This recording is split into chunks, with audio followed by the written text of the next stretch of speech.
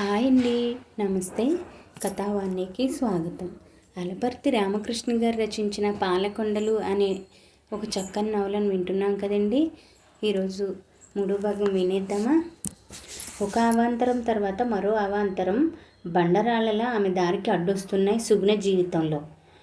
బండరాళ్ళు నెట్టేసి తన దారిన సుగమం చేసుకోవడానికే ప్రయత్నిస్తూ ఉంది. ఇప్పుడు సుగుణ చిన్నపిల్ల కాదు, బీఎస్సీ పూర్తి చేసి ఎంఎస్సి గుంటూరులో చదువుతూ ఉంది. రోజు ఉదయం బస్సులో గుంటూరు వెళ్ళడం, చీకటి పడే వేళకు ఇంటికి చేరుకోవడం. అక్కడే ఉండి చదువుకోవాలంటే మామయ్య మీద అధిక భారం పడుతుంది. గుంటూరులో ఉండి చదువుకునే ఏర్పాట్లు ప్రతాప్ మామయ్య చేస్తానన్నా తనే వద్దని చెప్పింది. 2 ఏళ్ళు కష్టపడి చదివి ఎంఎస్సిలో ఫస్ట్ క్లాస్ తెచ్చుకుంది. తన జీవితంలో ఏ ఇబ్బందులు రాకూడదని, జీవితం కమనీయంగా రమణీయంగా సాగిపోవాలని ఎప్పుడూ కోరుకోలేదు. సౌకర్యాల వల్ల కలిగే ఆనందం కంటే ఇతరుల కోసం బతకడంలోనే ఆనందం ఉందనుకుంది. తను ప్రభుత్వాధికారి కావాలని, తమ్ముడు డాక్టర్ కావాలని కోరుకుంది కూడా. పాలకొండ చుట్టుపక్కల గ్రామాల ప్రజల్లో వెలుగు చూడాలని. అమెరికా నుంచి ప్రీతం వచ్చాడు. లాస్ ఏంజెల్స్ దగ్గర నార్త్ రిడ్జ్లో సాఫ్ట్వేర్ ఇంజనీరింగ్గా పనిచేస్తున్నాడు 8 ఏళ్ల నుంచి. క్రిస్మస్ సెలవులకు ఇండియా వచ్చాడు. రేణుకకు తమ్ముడు. అతనికి ఎన్నో సంబంధాలు చూశారు. అమ్మాయి నచ్చకపోవడం కాదు, కానీ అమ్మాయిలకే అతను నచ్చలేదు. మీ తమ్ముడికి ఏదో ఒక సంబంధం చూసి పెళ్లి చేసి పంపించేయాలి. అమ్మాయిలు దొరకడం లేదు. వెనకటి రోజుల్లో అమ్మాయిని చూడటానికి వచ్చిన అబ్బాయిలు తల్లిదండ్రులు ఇంటికి వెళ్ళాకే ఏ విషయం కబురు చేస్తాం అనేవాళ్ళు. ఇప్పుడు మీ అబ్బాయి మా అమ్మాయికి నచ్చలేదు, మరో సంబంధం చూసుకోండి అని పెళ్లి చూపుల్లోనే మొహమాటం లేకుండా చెప్పేస్తున్నారు. ప్రీతంను మీ ఊరు పంపుతున్నాను, అక్కడే ఏదో ఒక సంబంధం కుదుర్చు అన్నాడు రేణుకకు తండ్రి ఫోన్ చేసి. తమ్ముడు అమెరికాలో పెద్ద ఉద్యోగం, 10 ఎకరాల పొలం ఉంది. వాడికేం తక్కువ? సంబంధాలు ఎందుకు రావడం లేదు తండ్రిని అడిగింది.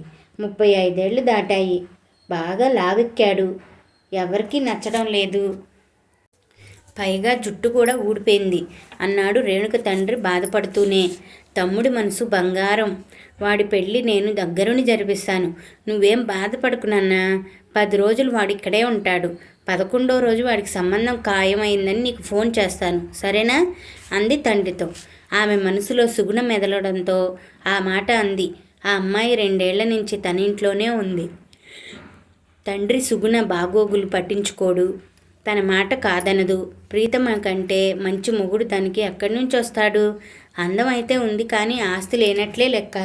కాస్తో కూస్తో ఉన్న సుగుణ తండ్రి కొడుక్కి ఇస్తాడు కానీ కూతురికి ఇవ్వడు. ఆ పిల్ల అభిప్రాయం కూడా అడగాల్సిన అవసరం లేదు. తను ప్రతాప్ సుగుణ పెళ్ళి ఏ రోజున చేయాలో నిశ్చయించుకుంటే సరిపోతుంది. తన మెదడు పొరల్లో మెదిలిన ఆలోచన భర్తకు చెప్పింది. నాకేం అభ్యంతరం లేదు, కానీ సుగుణ అభిప్రాయం కూడా తెలుసుకో. మీ తమ్ముడు వచ్చాక వాళ్ళిద్దరూ మాట్లాడుకుని ఇద్దరూ సరేనంటే పెళ్లి ఏర్పాట్లు చేద్దాం. పాలకొండలోనే మా బావగారికి కూడా ఓ మాట చెప్పాలి కదా, తొందరపడి నిర్ణయాలు తీసుకోకు అన్నాడు ప్రతాప్. భర్త మాటలు రుచించలేదు. తమ్ముడు వచ్చాక సుగుణతో మాట్లాడాలనుకుంది. వాళ్ళిద్దరూ పెళ్లి చేసుకోవాలని నిర్ణయిస్తే ఎవరు ఆపగలరు? తన మాట సుగుణ వింటుందనే గట్టి నమ్మకం ఉంది ఆమెకు. కారులో వచ్చాడు ప్రీతం సత్తెనపల్లి నుంచి. అవస్థపడుతూ కారు దిగుతున్న తమ్ముడిని చూసింది రేణుక. ఎంతలా ఉన్నా సైజ్ 0కు రావడం ఈ రోజుల్లో పెద్ద కష్టమేమి కాదు. 2-3 నెలల్లో సన్నబడిపోతాడు. సుగుణకు ప్రీతంకు వయసులో 12 ఏళ్ళు తేడా ఉండొచ్చు. అది కూడా పెద్ద సమస్య కాదు తనలో తాను అనుకుంది రేణుక. తలకు టోపీనో విగ్గో పెట్టుకోవచ్చు కదా అంది తమ్ముడితో. అమెరికాలో చాలామంది లావెక్కనే ఉంటారక్క, ఒబిసిటీ ప్రాబ్లం ఉంది అక్కడ. అయినా మనకంటే చాలా యాక్టివ్గా ఉంటారు. లావు సన్నం కాదు, మనిషిలో ఎనర్జీ ఉండాలి. నెత్తి మీద టోపీ పెట్టుకుని వయసును దాచుకునే ప్రయత్నం చేయాల్సిన అవసరం లేదు అన్నాడు అతను సూట్ కేసు లాక్కొని ఇంట్లోకి వస్తూ. తొందరగా పెళ్లి చేసుకోరా తమ్ముడు. అక్కడ అమ్మా నాన్నలు ఎప్పుడూ నా పెళ్లి గురించి మాట్లాడుతున్నారని ఇక్కడికి వస్తే నువ్వు ఆ సబ్జెక్టే మాట్లాడుతున్నావు. నాకు పెళ్లి చేసుకోవాలని లేదక్కా. మనసుకు నచ్చిన అమ్మాయి తటస్థపడితే పెళ్లి చేసుకుంటావా? అప్పుడు ఆలోచిస్తాను. ఆ అమ్మాయి ఇండియన్ కావచ్చు, అమెరికన్ కావచ్చు, ఆఫ్రో అమెరికన్ కావచ్చు. ఇద్దరం ఇష్టపడితే 50 ఏళ్ల వయసులో కూడా పెళ్లి చేసుకోవచ్చు. కొన్ని సంవత్సరాలు సహజీవనం చేశాక అన్నాడు నవ్వుతూ. అప్పుడే బాత్రూంలో నుంచి వచ్చిన ప్రతాప్ బావమరిది చెప్పింది విని పెద్దగా నవ్వాడు. అమెరికా తిక్క బుర్రకు ఎక్కినట్లుందే అన్నాడు ప్రతాప్. తిక్క కాదు బావా, దట్ ఈజ్ రియలిస్టిక్ అప్రోచ్. వాళ్ళంతా ప్రాక్టికల్ మనుషులు బావా. Living in relationship easy, not a joke. ఇద్దరిలో ఎంతో మెచ్యూరిటీ ఉంటే కానీ సహజీవనం పెళ్లికి ముందు చేయలేరు. మనలాగా చాదస్తంగా ఉండరు వాళ్ళు. తన మాటలను సమర్థించుకుంటూ అన్నాడు ప్రీతం. ఎలా ఉంది లైఫ్ అక్కడ?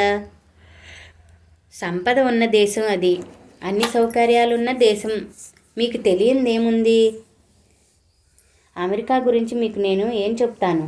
Great country, I enjoy a lot there. Breakfast చేయడానికి లోపలికి వెళ్ళింది రేణుక. అమెరికాలో గర్ల్ ఫ్రెండ్స్ ఉన్నారా నీకు? అడిగాడు ప్రతాప్. నవ్వేశాడు ప్రీతం. ఆ నవ్వు అర్థం తెలిసిపోయింది ప్రతాప్కి. సుగుణకు ఈ కుర్రాడు సూట్ కాడు అనుకున్నాడు మనసులో. నువ్వు అనుకుంటున్నది అక్షరాల నిజం బావా, నేను సూట్ కాను అన్నాడు అతను. ఆశ్చర్యపోయాడు ప్రతాప్. తన మనసు క్షణంలో చదివేశాడా? అసాధ్యుడిలా ఉన్నాడా? మీ అక్కయ్య ఇక్కడేదో నీకు సంబంధం చూస్తూ ఉంది చూడని. అమ్మాయిని చూపించి పెళ్లి చేసుకోమని ఒత్తిడి తెస్తే? టేక్ ఇట్ ఈజీ బావా, బీ రిలాక్స్డ్. ప్రతి సమస్యకు పరిష్కారం నా దగ్గర ఉంది కదా నవ్వేస్తూ అన్నాడు ప్రీతం. మనసు తేలిక పడింది ప్రతాప్. సుగుణకు ఇచ్చే ఇబ్బంది ఏమీ ఉండదనుకున్నాడు. నాకు కోర్టు పని ఉందిరా, రాత్రికి తీరిగ్గా మాట్లాడుకుందాం అనేసి అక్కడి నుంచి తన రూమ్కు వెళ్ళిపోయాడు ప్రతాప్. గుడి నుంచి అప్పుడే ఇంట్లోకి వచ్చింది సుగుణ. మంచులో తడిసిన ఎర్ర గులాబీలా ముగ్ధ మనోహరంగా కనిపించింది సుగుణ. లేచి నిలబడ్డాడు ప్రీతం. హాయ్, నా పేరు ప్రీతం, మీ రేణుక అత్తయ్య తమ్ముణ్ణి. యుఎస్లో సాఫ్ట్వేర్ ఇంజనీర్ను అన్నాడు తను. చెయ్యి చాపాడు షేక్ హ్యాండ్ ఇవ్వడానికి. సుగుణ సంకోచించకుండా అతని చేతిని తాకింది. మీరు సుగుణ, మా బావగారు మేనకోడలు. మీరు సుగుణాల రాశి అని మా అక్క మా నాన్నకు చెప్పింది. మిమ్మల్ని చూసి రమ్మని మా నాన్న పంపించాడు. కొందన బొమ్మలా ఉన్నారు. ఓకే అనేశాడు నవ్వుతూ. గుండెలో రాయి పడింది. చేతులు కాళ్ళు వణుకుతున్నట్లు అనిపించింది. ఊహించని ఈ మలుపేమిటి? నిలబడి ఉన్నారు. కూర్చోండి, కాళ్ళు నొప్పి పుడతాయి. ప్లీజ్ బీ సీటెడ్ అన్నాడు అతను సోఫాలో కూర్చుంటూ. అతనికి ఎదురుగా ఉన్న మరో సోఫాలో కూర్చుంటూ.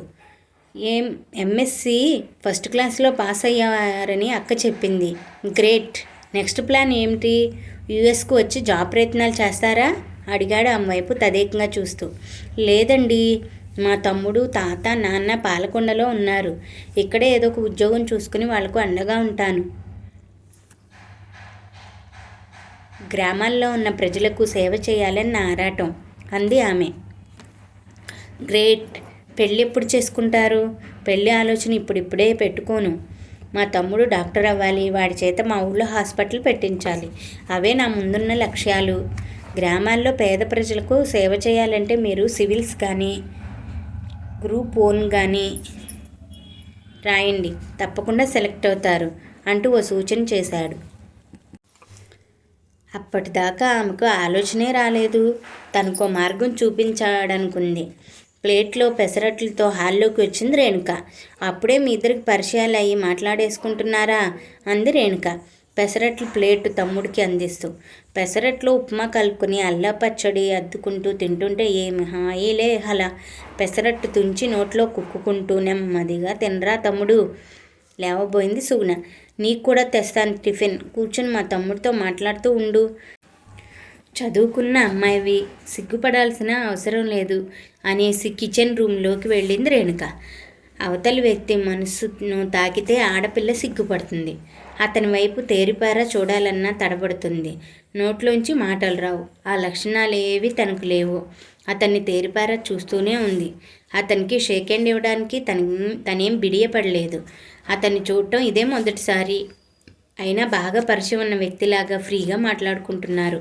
మీరు నాకు హెల్ప్ చేయాలి అడిగాడు అతను. ఏమిటది?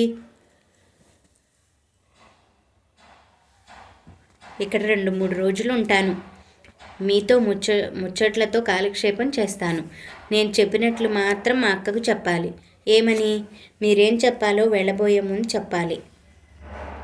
మా అక్కకు నా సమక్షంలోనే. అదేమిటో చెప్పండి టెన్షన్ పడుతూ అడిగింది. No tension please, be happy. Problem solve చేసేవాడినే కానీ ఎవరికి ప్రాబ్లం కాను నేను. నన్ను నమ్మండి. బోళాశంకర్లా కనిపించాడు. చేతులెత్తి నమస్కరించాలనిపించింది. మరో 2 పెసరట్లు పట్టుకురమ్మని మా అక్కకు చెప్పండి అన్నాడు ప్రీతం. రేపు విజయవాడ కారులో వెళ్తున్నా అన్నాడు ప్రీతం రేణుకతో. ఎందుకురా, 4 రోజులు ఇక్కడే ఉంటానని వచ్చిన వాడివి మళ్ళీ విజయవాడ ప్రయాణం పెట్టుకున్నావెందుకు అని అడిగిందామె. సుగుణ కాంపిటేటివ్ ఎగ్జామ్స్ రాస్తుందట. ఎగ్జామ్స్ అవసరమైన పుస్తకాలు కొనుక్కోవడానికి ఇద్దరం వెళ్తున్నాం. రాత్రికి రాము, రేపు తిరిగి వచ్చేస్తాం అన్నాడు అతను. ఎంతో సంబరపడింది రేణుక. తమ్ముడితో కలిసి తిరిగి రావడానికి పడుతుందంటే ప్రియతంను తప్పకుండా సుగుణ పెళ్లి చేసుకుంటుంది. రాత్రికి విజయవాడలోనే ఉంటున్నామని చెప్పారంటే ఏ హోటల్లోనో రూమ్ తీసుకుని ఎంజాయ్ చేస్తారన్నమాట. తమ్ముడు గట్టిగడే. వాళ్ళిద్దరూ కారులో వెళ్ళాక తండ్రికి ఫోన్ చేసింది. నాన్న, నువ్వు ఇక పెళ్లి ఏర్పాట్లు చేసుకోవచ్చు. పెళ్లి ఖర్చు మనమే భరించి ఘనంగా ప్రీతం పెళ్లి చేద్దాం. ఈరోజు నీ కొడుకు సుగుణ కలిసి కారులో విజయవాడ వెళ్తున్నారు. రాత్రికి అక్కడే ఉండి ఉదయం తిరిగి వస్తారట. ఇక నువ్వే అర్థం చేసుకో. వాళ్ళిద్దరూ ఇప్పుడే ఒకరిని విడిచి మరొకరు ఉండలేని స్థితికి వచ్చేశారు. ఇంట్లో కూడా ఇద్దరూ ఒకటే ముచ్చట్లు. ఇద్దరూ కలిసి సినిమాకి కూడా వెళ్ళి వచ్చారు చెప్పేసింది తండ్రికి సంతోషంగా. అదే విషయం ప్రతాప్కు కూడా చెప్పింది ఉత్సాహంతో ఊగిపోతూ. నువ్వేవేవో ఊహించుకుని అందరినీ ఇబ్బంది పెట్టుకు. వాళ్ళు తిరిగి వచ్చాక ఇద్దరిని మన ఎదుట కూర్చోబెట్టుకుని ఒకరంటే ఒకరు ఇష్టపడుతున్నారా, పెళ్ళికి అభ్యంతరం లేదు కదా, పెళ్ళి ఏర్పాట్లు చేయమంటారా అని స్పష్టంగా అడుగుదాం. వాళ్ళిద్దరూ ఒప్పుకుంటే ముందుకు సాగుదాం అన్నాడు అతను. అంతేనంటారా? నిరుత్సాహపడిపోయింది భర్త మాటలకు. సుగుణ స్నేహితురాలు జయ ఇంట్లో ఆ అమ్మాయిని దింపి స్నేహితులను కలవడానికి వెళ్ళాడు ప్రీతం విజయవాడలో. జయ ఎంఎస్సిలో క్లాస్మేట్. మమ్మల్ని కూడా రమ్మంటారా మీ స్నేహితుడి ఇంటికి అడిగింది జయ. మందు పార్టీకి మీరొచ్చి ఏం చేస్తారు అన్నాడు ప్రీతం. స్నేహితురాళ్ళు ఇద్దరూ అతని మాటలకు నవ్వుకున్నారు. మరుసటి రోజు తిరిగి వచ్చేశారు వాళ్ళిద్దరూ. రాత్రంతా ఎక్కడున్నారా తమ్ముణ్ణి? హోటల్లో సమాధానం ఇచ్చాడు. నిజంగానే అతనున్నది హోటల్లోనే. మిత్రులతో కలిసి స్టార్ హోటల్లో పార్టీ అరేంజ్ చేసుకున్నారు. మొహం పీక్కుపోయింది. రాత్రంతా నిద్రలేదా అడిగింది రేణుక.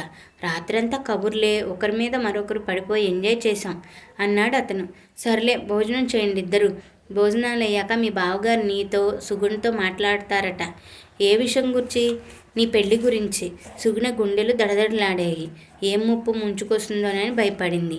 అతనేం మాట్లాడతాడో, అత్తమామయ్యలు ఏమంటారు? తన దగ్గర ప్రీతం ఎప్పుడు పెళ్లి ప్రస్తావన తీసుకురాలేదు. తన మీద చేయి వేసే ప్రయత్నం చేయలేదు. ఎంతో డిగ్నిఫైడ్గా ప్రవర్తించాడు. Really she is a good man. సుగుణను పక్కకు పిలిచి మాట్లాడాడు ప్రీతం భోజనాలయ్యాక. పాలకొండల ప్రాంతంలోనే ఉంటాను. అమెరికా అను అమెరికా పర్మనెంట్గా వచ్చేయాలి అని గట్టిగా నేను అంటాను. నువ్వు ఒప్పుకోవు. సుగుణను పెళ్లి చేసుకోను అని స్పష్టంగా చెప్పేస్తాను బావకు, అక్కకి అన్నాడు అతను. మా మామయ్య మాట కాదనలేను. ఆయన నీతో పెళ్లికి ఒత్తిడి తెస్తే మనసులోనే భయాన్ని బయటపెట్టింది. కొంపతీసి పెళ్లికి తల్లివేవు. అమెరికాలో సావనాతో 5 ఏళ్ళు లివింగ్ ఇన్ రిలేషన్షిప్లో ఉన్నాను. ఇప్పుడు ఆ అమ్మాయి గర్భవతి. మేమిద్దరం పెళ్లి కూడా చేసుకోవాలనుకుంటున్నాం. దయచేసి మా ప్రేమ వ్యవహారం వాళ్ళకి చెప్పుకు బ్రతిమలాడాడు. నవ్వొచ్చింది సుగుణకు. ఇద్దరూ వెళ్ళి రేణుక ప్రతాప్కు ఎదురుగా కూర్చున్నారు. అయిపోయాయా మీ మంతనలు? ఒకరినొకరు విడిచి ఉండలేని స్థితికి ఇప్పుడే వచ్చేసారా అంది రేణుక. నాకేం అభ్యంతరం లేదు సుగుణ్ను పెళ్లి చేసుకోవడానికి. నాతో పాటు పర్మనెంట్గా అమెరికా వచ్చేయాలి అన్నాడు ప్రీతం. ఈ పెళ్ళి నాకు ఇష్టం లేదు అంది సుగుణ కుండ బద్దలు కొట్టినట్లుగా. అదేమిటి అలా అనేసావు? అలావుగా బట్టతల ఉందన మా తమ్ముడిని పెళ్లి చేసుకోనంటున్నావు? పెద్దగా అరిచింది రేణుక. అందంగా మెరుపు తీగల్లా మెరిసిపోయే సినీ తారలు లావుగా ఉండే వాళ్ళని చేసుకోవడం లేదు. ఎంతో అన్యోన్యంగానే ఉంటున్నారు కదా. ప్రేమ అనురాగాలు పంచేవాడు భర్త కావాలి కానీ పెళ్ళి కానీ అమ్మాయి అనుకుంది కానీ లావుగా ఉన్నాడా, సన్నగా ఉన్నాడా, నల్లగా ఉన్నాడా అని ఆలోచించదు. గేదెను కొనుక్కునేటప్పుడు కొమ్ములు పొడుగ్గా ఉన్నాయా, గేదె లావుగా ఉందా, సన్నగా ఉందా అని తర్జన భర్జన పడడు. బాగా పాలిచ్చే గేదె కావాలనుకుంటాడు. మీ తమ్ముడు మనసు బంగారం. అతన్ని పెళ్లి చేసుకోవడానికి నాకేం అభ్యంతరం లేదు. అసలు సమస్య ఏంటంటే ప్రీతంకు అమెరికన్ వే ఆఫ్ లైఫ్ అంటే ఇష్టం. నాకు ఇక్కడ గ్రామీణ జీవితం అంటే మక్కువ. ఇక్కడే ఉండాలనుకుంటున్నాను అంది సుగుణ వివరంగా చెబుతూ. పైకి ఇలా మాట్లాడుతుంది కానీ మీ మేనకోడలికి మా తమ్ముడిని చేసుకోవడం ఇష్టం లేదు. మీరైనా నచ్చజెప్పండి. పెళ్లి చేసుకొని అమెరికా వెళ్ళి వాడికి నచ్చజెప్పి ఇండియా వచ్చేయొచ్చు కదా అంది రేణుక ప్రతాప్ వైపు తిరిగి. నన్ను పెళ్లి చేసుకునే అమ్మాయి నా అభిప్రాయాలు గౌరవించాలి అన్నాడు ప్రీతం. చేసుకుపోయే అమ్మాయి అభిప్రాయాలు మీరు గౌరవించాల్సిన పని లేదా? ఎదురు ప్రశ్నించింది సుగుణ. ప్రతాప్ కలుగు చేసుకుని పెళ్లికి ముందే మీరిద్దరూ పేచీలు పెడితే పెళ్ళయ్యాక ఎలా అన్యోన్యంగా ఉంటారు? ఇది పొసిగే వ్యవహారం కాదు కానీ మీ తమ్ముడికి మరో సంబంధం చూద్దాంలే అన్నాడు. కోపంతో తల మరో పక్కకు తిప్పుకొని కూర్చుంది రేణుక. కావాలనే సుగుణ పెళ్లికి అడ్డుపడిందని, నాటకం ఆడుతుందని అనుకుంది. ప్రీతం లగేజ్ కారులో పెట్టుకుని అందరికీ బాయ్ చెప్పి కార్ స్టార్ట్ చేశాడు. సుగుణతో మాట్లాడడం మానేసింది రేణుక. అటువంటి వాతావరణంలో ఆ ఇంట్లో ఉండడం ఇబ్బందిగానే ఉంది సుగుణకు. ఇంతటితో 3వ భాగం సమాప్తమండి. మిగతా నవలని రేపటి భాగంలో తెలుసుకుందామా? Thank you for watching. Please subscribe for more stories.